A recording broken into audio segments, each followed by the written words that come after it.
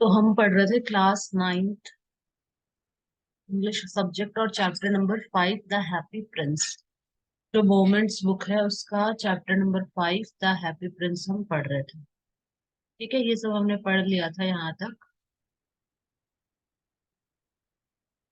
ये जो swallow bird है वो रूबी डायमंड दे जाती है इनको, ये बहुत पुअर होते हैं। तो प्रिंस के कहने पे ये रूबी डायमंड इनको दे जाती है। अब इसके आगे से पढ़ेंगे। तो यहाँ से पढ़ना था, यहाँ से बता देती हूँ, चलो मैं वापस से। When the moon rose, he flew back to the happy prince. तो स्वेलो ये रूबी दे आती है, उसका काम कराती है हैप्पी प्रिंस का, कराता है स्वेलो, इसका हैप्पी प्रिंस का काम कर देता है। उसके बाद जब मून उग जाता है, जब चांद उगता है, तो वो वापस हैप्पी प्रिंस के पास जाता है। Have you any commissions for Egypt, और उससे पूछता है कि मतलब इजिप्ट से तुम्हें कुछ चाहिए तो नहीं। He cried I am just starting, वो उसको कहता है कि मतलब मैं जा ही रहा हूँ इजिप्ट अब। swallow swallow little swallow said the prince। तो प्रिंस क्या बोलता है उसको? प्रिंस कहता है swallow swallow little swallow, will you stay with me one night longer। तो उसको बोलता है क्या तुम मेरे साथ एक रात और रुक सकती हो? I am waiting for in Egypt answered the swallow। तो swallow बोलती है कि मेरा इजिप्ट में सब लोग वेट कर रहे हैं, मेरे फ्रेंड्स है वो सब वेट कर रहे हैं वहां पे। swallow swallow little swallow said the prince, far away across the city, I see a young man in a garret.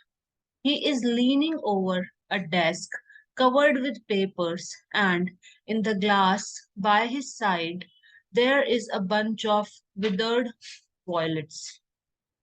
His hair is brown and crisp, and his lips are red as a pomegranate, and he has large and dreamy eyes. He is trying to finish a play for the director of the theater, but he is too cold to write anymore. There is no fire in the grate, and hunger has made him faint. तो Prince क्या बोलता है इसको? चलो पहले एक तो इसका ये मीनिंग्स लिख लो कुछ।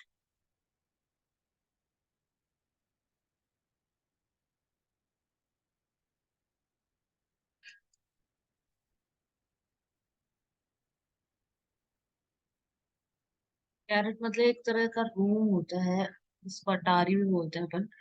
देखो, अ टॉप फ्लोर और attic room, specially a small dismal one. Garrett क्या है? टॉप फ्लोर और एटिक रूम, मतलब एक तरह का ऊपर छत पे रूम नहीं बना देते हैं वो वैसा। ठीक है। Specially a small dismal one, बहुत ही छोटा सा रूम होता है। एटिक अपन अटारी बोलते हैं हिंदी में इसको। ठीक है, तो ये लिख लेना यहाँ से, अ स्मॉल और डिसमल वन।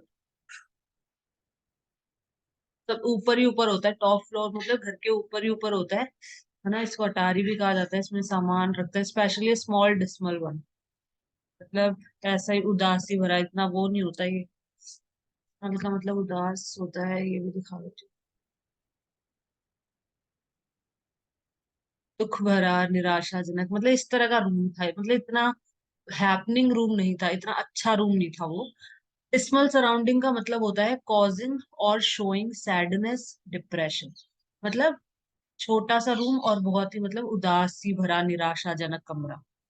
ठीक है। लो क्वालिटी या पुअर, घटिया स्तर का। ठीक है। Dismal standard of work, poor, low quality, ये भी लिख लो मीनिंग। कॉजिंग और शोइंग सैडनेस और डिप्रेशन, दुखद या दुख भरा, निराशाजनक। ठीक है। और एक देख लो यहाँ से।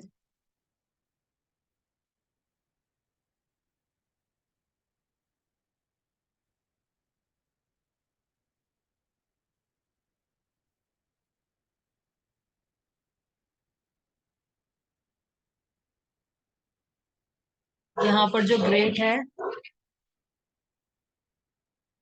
यहाँ पर जो ग्रेट है वो क्या है? जो फायर प्लेस के अंदर एक ये है अपने वाला। ग्रेट के देखो कई होते हैं, मैं सारे फटाफट समझा देती हूँ। To rub food into small pieces using a metal tool, grater. जो ग्रेटर होता है ना, जिससे अपन गाजर कसते हैं, कद्दू कस कर वो गाजर जो भी कसना है कस लो। ठीक है। खाद्य पदार्थों को कद्दूकस कर घिसना या कसना, हाँ, कद्दूकस बोलते हैं ना अपन इसको। ग्रेटेड चीज, कैरेट, गाजर या फिर चीज को ग्रेट करना, ये हो गया एक तो। टू अनॉय और इरिटेट, किसी को नाराज या तंग करना। To make a sharp unpleasant sound when two metal surface rub against each other, कोई आवाज करना, ठीक है, किरकिर की आवाज। अपना ये है metal frame that holds the wood coal etcetera in a fire place. Fire place के अंदर एक मेटल का फ्रेम होता है जिसके ऊपर हम वुड या कोयला ये सब रखते हैं, ठीक है, उसको ग्रेट, मतलब अंगीठी की जाली। तो यहाँ पे क्या है, विदर्ड का भी लिख लो। विदर्ड का मतलब होता है, मतलब ठंड के मारे एक तरह से,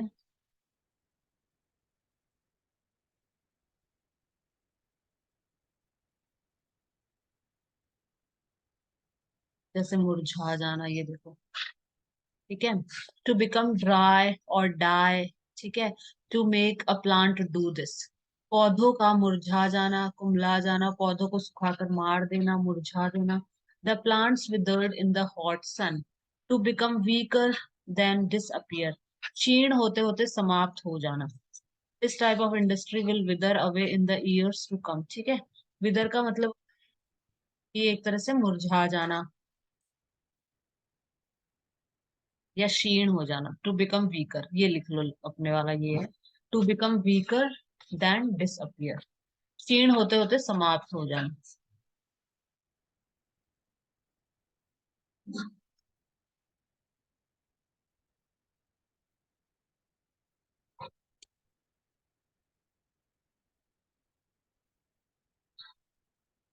वॉयलेट एक कलर भी होता है, और a small plant that grows wild और in gardens and has purple और white flowers and a pleasant smell. जंगलों या बगीचों में उगने वाला एक छोटा पौधा जिसमें बैंगनी या सफेद रंग के सुगंधित फूल खिलते हैं, ठीक है। A small plant that grows wild और इन गार्डन, मतलब ये जंगल में भी उगता है, बगीचे में भी उगता है, और इसमें पर्पल और व्हाइट कलर के फ्लावर्स होते हैं, इसकी बहुत अच्छी सुगंध होती है, ठीक है।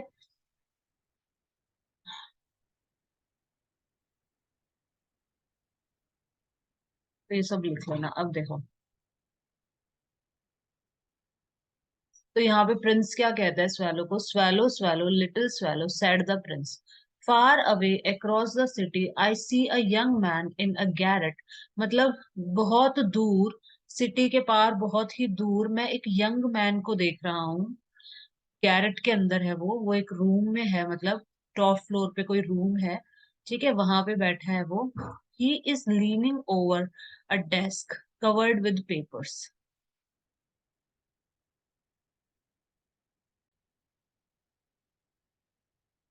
तो प्रिंस बोलता है कि far away across the city I see a young man in a garret, मतलब बहुत ही दूर, सिटी के पार एक यंग मैन है, जवान आदमी है, जो कि गैरेट में बैठा है। गैरेट मतलब जो छत पर एक तरह से जो रूम होता है, और वो रूम मतलब अटारी होती है उसको, उसमें वो रखते हैं, सामान रखते हैं लोग ज्यादातर, है ना।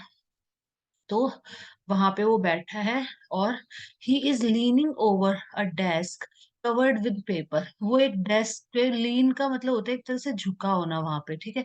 उस डेस्क पे क्या है, वो झुका हुआ है, और वो डेस्क पे पेपर्स रखे हुए हैं बहुत सारे, ठीक है। यहाँ से लिख लो इसका मीनिंग। लीनिंग जैसे सहारा लेके बैठना दीवार का, किसी के ऊपर झुके रहना, इस तरह से होता है लीन का मतलब, झुक जाना, देखो। देखो, to move the top part of your body and head forward, backward और टू द साइड, सिर और शरीर के ऊपर के भाग को आगे पीछे या कोर्शों की ओर गति करना, झुकना या झुक जाना, मतलब साइड की तरफ, ठीक है। तो आगे की तरफ झुकना, पीछे की तरफ झुकना, या फिर जैसे दीवार का सहारा लेके बैठते हैं उसको भी, उसमें भी हम लीन का यूज करते हैं, ठीक है। Don't lean against the wall, ठीक है, इस तरीके से। या फिर साइड की तरफ झुकना। He leaned across the table to pick up the phone. Lean मतलब टेबल के, उस टेबल के ऊपर झुका फोन उठाने के लिए। She leaned out of the window and wave, वो खिड़की से बाहर मतलब झुकी, और उसने वेव करने के लिए, हाय या बाय करने के लिए। Just lean back and relax. Lean back मतलब पीछे की तरफ हो जाओ और रिलैक्स करो आराम से, दीवार का सहारा ले लो या पिल्लो का सहारा लो और रिलैक्स करो। ठीक है, तो ऊपर वाला ही अपना। To be in a position that is not straight और अपराइट। लीन का मतलब स्ट्रेट नहीं खड़ा है, लीन का मतलब या तो आगे झुका हुआ है या पीछे की तरफ अपन लेटे हुए हैं ऐसे। सीधी या खड़ी से भिन्न स्थिति में होना, तिरछे होना। That wardrobe leans to the right, मतलब ये जो वार्डरोब है, अलमीरा है, ये राइट की तरफ झुकी हुई है। The to rest against something so that it gives support. To put something in this position, किसी वस्तु के सहारे शरीर आदि को टिकाना। He had to stop and lean on the gate. Please don't lean bicycle against this window. ठीक है, किसी वस्तु के सहारे शरीर आदि को टिकाना।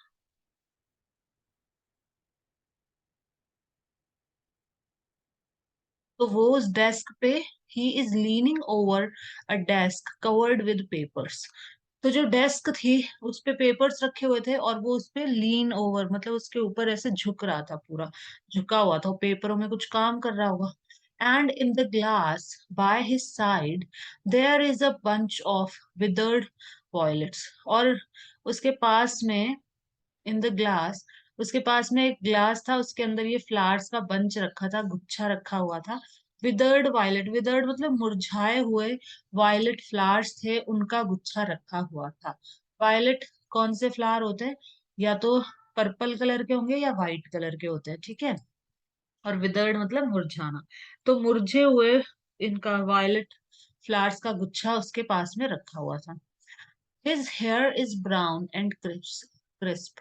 उसके जो हेयर थे वो ब्राउन थे, और क्रिस्प का मतलब होता है कड़क, जैसे कड़क नोट नहीं होता एकदम, अपन बोलते हैं बहुत ही कड़क नोट है, ठीक है। तो उसके हेयर्स बहुत ही ब्राउन और क्रिस्प थे। And his lips are red as a pomegranate. तो उसके जो लिप्स थे, उसके जो होठ थे, वो एकदम रेड थे, अनार के जैसे। And he has large and dreamy eyes. और उसकी बड़ी बड़ी ड्रीमी आईज थी, आंखें थी। He is trying to finish a play for the director of the theatre. तो वो एक प्ले फिनिश करने की कोशिश कर रहा था, जो कि उसे डायरेक्टर ने दिया था, किसी थिएटर के डायरेक्टर ने कोई प्ले उसको बोला था कि ये प्ले नाटक पूरा मतलब लिख के बताओ। But he is too cold to write any more. लेकिन उसको इतनी ठंड लग रही थी कि मतलब उसे लिखा ही नहीं जा रहा था। There is no fire in the grate. जो ग्रेट थी, ग्रेट क्या होती है? जो फायर प्लेस होती है ना, फायर प्लेस मतलब अंगीठी, अंगीठी जिसमें आग जला के रखते हैं लोग, ठीक है। तो उसके ऊपर एक मेटल का फ्रेम होता है जिसके ऊपर लकड़ियां रखी जाती हैं और कोयला रखा जाता है। तो there is no fire in the grate, तो ग्रेट में फायर नहीं थी। And hunger has made him faint. और भूख से मतलब वो फेंट, फेंट हो जाना मतलब एक तरह से मुरझा जाना, वीक हो जाना। तो वो फेंट हो चुका था भूख की वजह से, ठीक है। आई विल, लिख भी लो चलो फेंट का। फेंट मतलब वीक हो जाना या फिर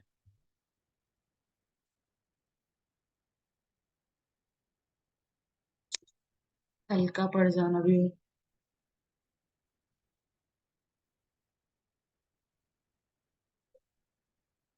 देखो, used about things that you can see here feel etcetera, not strong और क्लियर। अस्पष्ट, देखने सुनने आदि में अस्पष्ट। फेंट लाइट, फेंट साउंड, ठीक है, जो मतलब अपन को ढंग से सुनाई नहीं दे रही है वो अपना ये है। Almost losing consciousness, very weak, लगभग मूर्छित, बहुत ही दुर्बल, ठीक है। मतलब वो फेंट ही होने वाला था ठंड की वजह से एकदम। यूज्ड अबाउट पीपल, वो मतलब वो होने वाला था एकदम। आई फील फेंट, I would better sit down. आधे मन से किया अधूरा, ठीक है। अब आगे चलते हैं। मूर्छित हो जाना, तो ये पढ़ लिया था कि वो भूख से और उससे ठंड से वो एक तरह से फेंट हो गया था।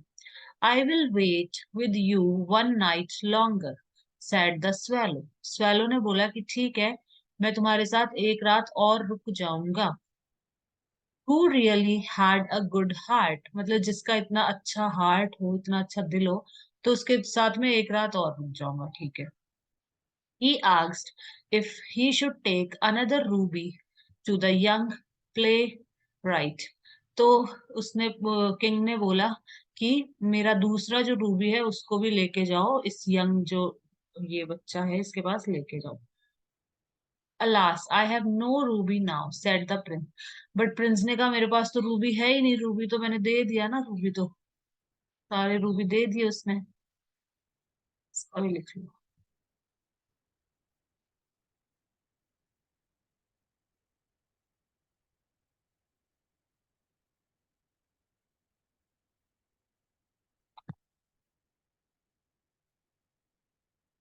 प्लेराइट कौन होता है? नाटककार. A person who rights place for the theatre, television और रेडियो.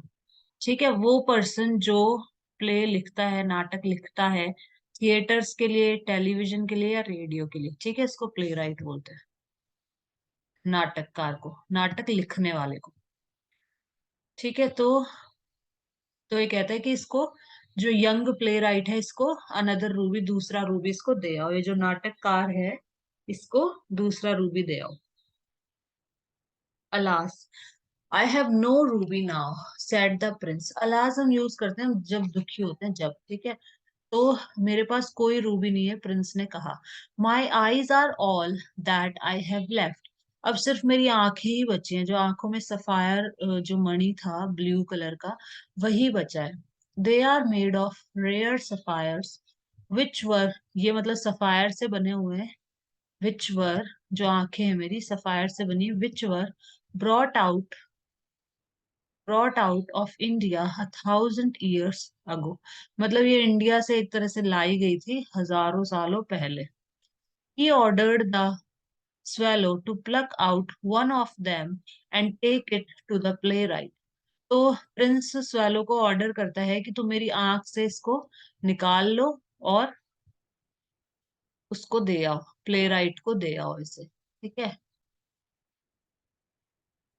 प्लग का मतलब तोड़ना भी होता है, जैसे कोई फ्रूट, फल फ्रूट तोड़ना डाली से. ठीक है, और इसकी फॉर्म्स भी लिख लो. Plug, plugged, plug. ठीक है, तो ये लिख लो यहाँ से सारा. देखो इसकी फॉर्म है प्लग्ड, प्लग. ठीक है, प्लग मतलब जैसे डाली से कुछ तोड़ना, या इसमें तो है कि आंख निकाल लेना, प्लग कर लेना, बाहर की तरफ निकाल लेना. To pull the feathers out of a dead bird in order to prepare it for cooking. मृत पक्षी के पंख नोचना मतलब निकाल लेना एक तरह से. टू रिमूव और take something somebody from a place, ये है अपने वाला. कहीं से कोई वस्तु हटाना या छीन लेना, मतलब उसकी आंख में से प्लग कर लो, सफायर जो मणि है उसको निकाल लो. He plucked the letter from my hands. To make the strings of a musical instrument play notes by moving your finger across them. तार वाले वाज पर उंगलियां चलाकर उसे बजाना. साहस और दृढ़ निश्चय. ठीक है, तो ये है टू रिमूव और take something somebody from a place, कहीं से कोई वस्तु हटाना या छीन लेना. तो ये इसको बोलता है. प्लग की फॉर्म भी बता दी मैंने, प्लग्ड, प्लग्ड, ईडी ईडी लग जाएगा सेकंड थर्ड फॉर्म में. He ordered the swallow to pluck out one of them and take it to the playwright. तो प्रिंस swallow को ऑर्डर करता है कि मेरे आंख में से ये मणि निकाल लो और प्ले राइट को दे आओ, जो नाटककार है उसे दे आओ, नाटक लिखने वाले को दे आओ. He will sell it to the jeweller and buy firewood and finish his play, he said. ये इसको बेच देगा, ज्वेलर को बेच देगा, और फायर वुड मतलब लकड़ियां खरीद लेगा आग जलाने के लिए, और फिर मतलब इसे ठंड भी नहीं लगेगी और ये अपना प्ले खत्म कर लेगा.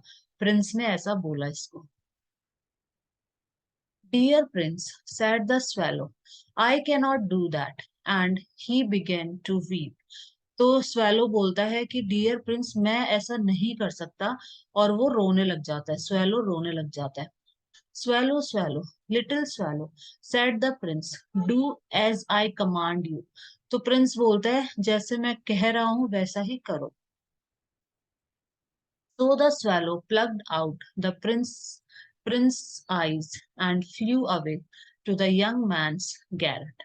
तो जो swallow होता है वो प्लग कर लेता है, उसकी आंख में से निकाल लेता है सफायर को, एंड और उड़ जाता है उस यंग मैन के गैरेट की तरफ, अटारी की तरफ।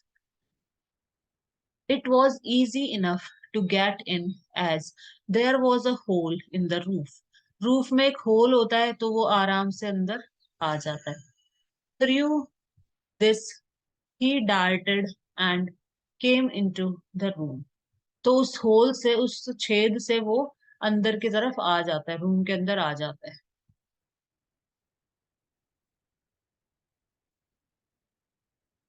Darted का भी लिख लिया।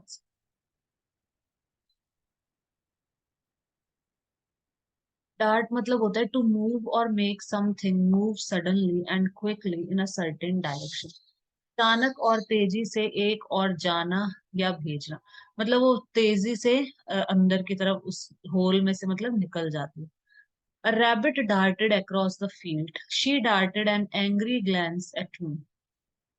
To move or make something move suddenly or quickly in a certain direction. ठीक है, मतलब अचानक और तेजी से एक और जाना या भेजना।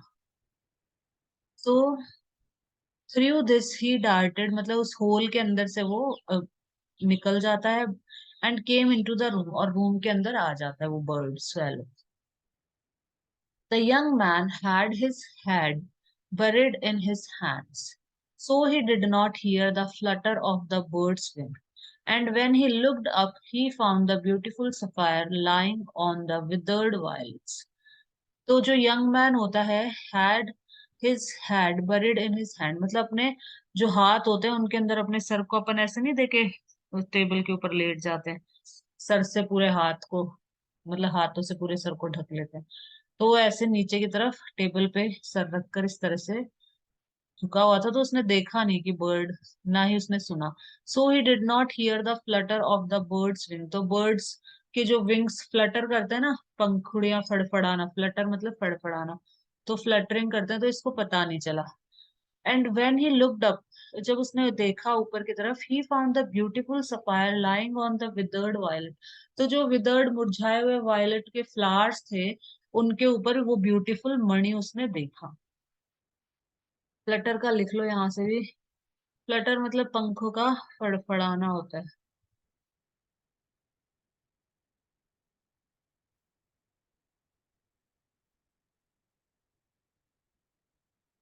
यही है अपना पहले वाला, टू मूव और make something move quickly and lightly, specially through the air.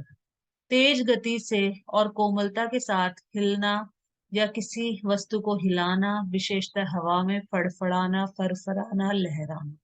ठीक है, the flags were fluttering in the wind. Flags नहीं ऐसे लहराते, फरफराते।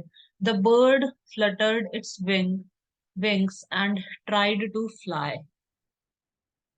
तो अपना ये पहले वाला ही है। योर हार्ट और stomach flutters when you feel nervous and excited. घबराहट, परेशानी और उत्तेजना के कारण हृदय या पेट में हलचल होना। The state of being confused, nervous, excited. A quick light movement.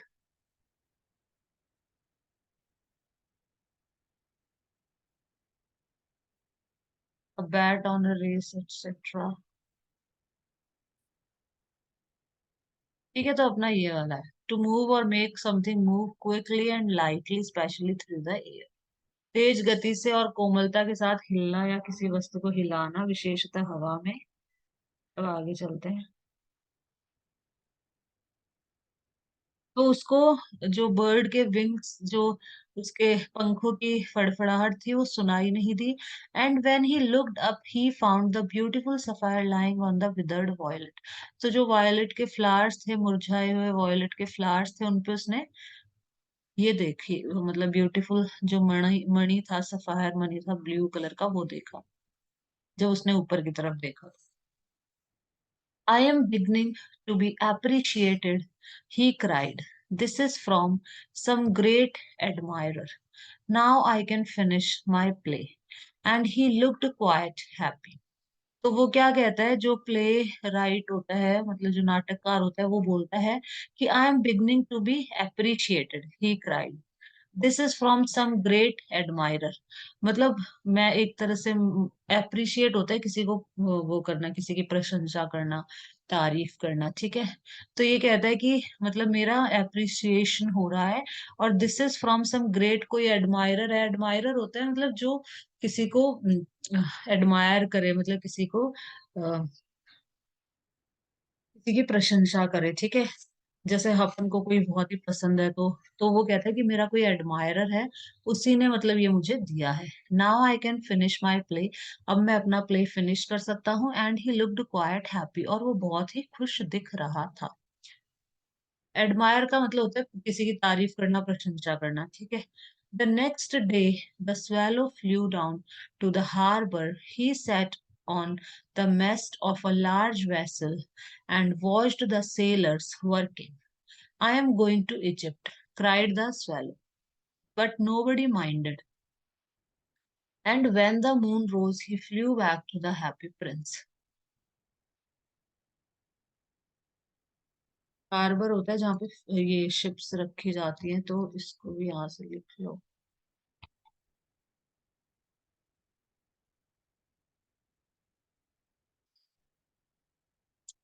Place on the coast where ships can be tied up, moored and protected from the sea and bad weather. तट पर वह स्थान जहां जहाजों को समुद्र की लहरों तथा खराब मौसम से बचाने के लिए बांध दिया जाता है, बंदरगाह। हिंदी में अपन इसको बंदरगाह बोलते हैं, जहाँ पे जहाज बांध के नहीं रखते, नदी के साइड, मतलब समुद्र के साइड में सारी जहाजें खड़ी रहती हैं, तो उसको हम बोलते हैं हार्बर, बंदरगाह। तो ये है अपना फर्स्ट वाला। To keep feelings or thoughts secret in your mind for a long time. To hide or protect somebody something that is bad. They were accused of harboring terrorist. बुरे को छिपा कर रखना या बचाना, शरण देना, आश्रय देना। ठीक है, तो अपना ये है, a place on the coast where ships can be tied up and protected from the sea and bad weather. तो वहां पे जो स्वैलो होती है वो नेक्स्ट डे क्या करती है, उड़ के और हार्बर पे चली जाती है, बंदरगाह पे चली जाती है, चला जाता है। He sat on the mast of a large vessel, वो मास्ट पे ही बैठता है, वो ये डंडे पे मतलब। And watched the sellers working, और जो नाविक होते हैं उनको काम करते हुए देखता है। I am going to Egypt, cried the swallow, और swallow बोलता है कि मैं इजिप्ट जा रहा हूँ। बट नो बडी माइंडेड, लेकिन किसी को क्या फर्क पड़ता है, वो जा रहा है, ठीक है, कोई मतलब सुनता नहीं है। And when the moon rose he flew back to the happy prince, और जब मून उगता है तो वो हैप्पी प्रिंस के पास वापस चला जाता है। इस राइज का मतलब होता है उगना, राइज, रोज, राइजन, ये रोज सेकंड फॉर्म है राइज, ठीक है। I have come to bid you good bye, he cried. तो ही स्वैलो कहता है कि मैं तुम्हें गुड बाय कहने आया हूँ, प्रिंस को कहता है। Swallow, swallow, little swallow, said the prince. Will you not stay with me one night longer? तो प्रिंस कहता है कि swallow, क्या तुम मेरे साथ एक रात और रुक सकते हो? It is winter, answered the swallow, and the snow will soon be here. तो swallow कहता है कि ये सर्दियों का मौसम है और जल्दी ही स्नो, बर्फबारी भी होने वाली है यहाँ पे। तो in Egypt, the sun is warm on the green palm trees, and the crocodiles lie in the mud and look lazily about them. In the square below, said the happy prince, there stands a little match girl. She has let her matches fall in the gutter, and they are all spoiled. Her father will beat her if she does not bring home some money, and she is crying. तो ये वापस यहाँ पे क्या होता है, हाँ। In Egypt, the sun is warm on the green palm trees, and the crocodile lie in mud and look lazily about them. तो ये इसमें यही बोलता है कि यहाँ पे इजिप्ट में sun is warm on the green palm trees, यहाँ पे मतलब गर्मी है सन की, और क्रोकोडाइल अपने मड में, कीचड़ में लेटे हुए हैं और लेजी मतलब दिख रहा है। इन द स्क्वायर बिलो, तो इसको कहता है ये, in the square below said the happy prince, there stands a little match girl. एक लड़की है, मैच मैच स्टिक्स होती, मैच बॉक्स होती है, माचिस है ना, तो मैच गर्ल बेचने वाली लड़की के लिए यूज करा है। चलो यहाँ से भी लिख लो।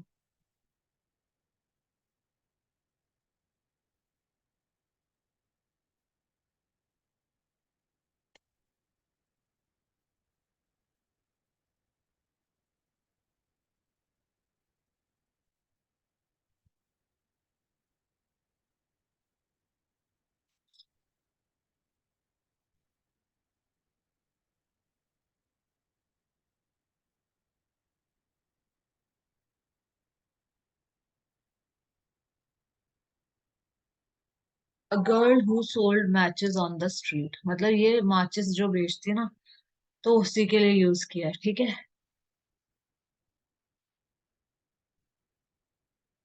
तो in the square below set the happy prince, there stands a little match girl. एक मैच गर्ल मतलब यहाँ पे खड़ी हुई है, माचिस बेचने वाली लड़की। She has let her matches fall in the gutter, मतलब इससे जो इसकी माचिस है वो गटर में गिर गई। And they are all spoiled, और ये सारी स्पॉइल हो गई, खराब हो गई। गटर में गिरने के बाद तो सब गीली हो गई ना माचिस, फिर तो कोई खरीदेगा नहीं उससे गीली माचिस। तो वो माचिस सारी खराब हो गई हैं। Her father will beat her if she does not bring home some money. उसके फादर उसे मतलब मारेंगे, बीट करना मतलब मारना, तो उसको मारेंगे अगर वो घर पे पैसे लेके नहीं आई। एंड शी इज क्राइंग, तो वो रो रही है। शी हैज नो शूज, और उसके पास कोई जूते भी नहीं है। और स्टॉकिंग्स होती है बहुत ही पतली, जो सॉक्स होती है स्किन कलर की। यहाँ से लिख लो।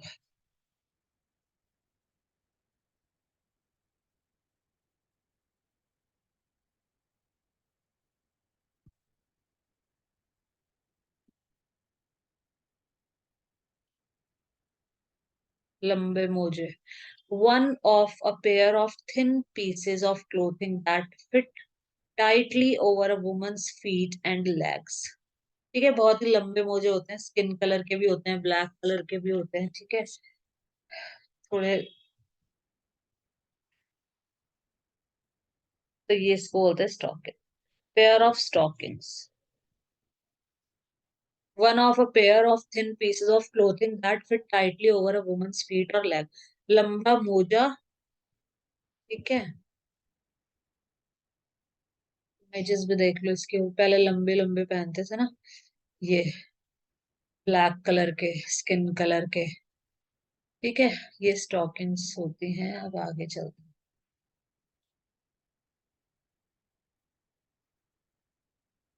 तो उसके पास ना तो शूज हैं ना ही स्टॉकिंग्स हैं, मतलब ये मोजे हैं। And her little head is bare, और उसका जो सर है वो भी मतलब बेयर है। बेयर का मतलब होता है एक तरह से, मतलब कोई टोपी वोपी नहीं है सर पे भी उसके, इतनी ठंड हो रखी है। और pluck out my other eye and give it to her, and her father will not beat her. तो कहते हैं कि मेरी दूसरी आंख से भी ये जो मोती है इसको निकाल लो और उस लड़की को दे दो, ताकि उसके फादर उसे मारे ना।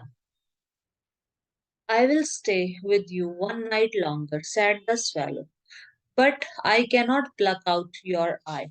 You would be quite blind then। तो swallow बोलता है कि मैं तुम्हारे साथ एक रात और रुक जाऊंगा, लेकिन मैं तुम्हारी आंख से जो मणि है वो नहीं निकाल सकता। You would be quite blind then, फिर तो तुम अंधे ही हो जाओगे, इसलिए मैं ऐसा नहीं कर सकता।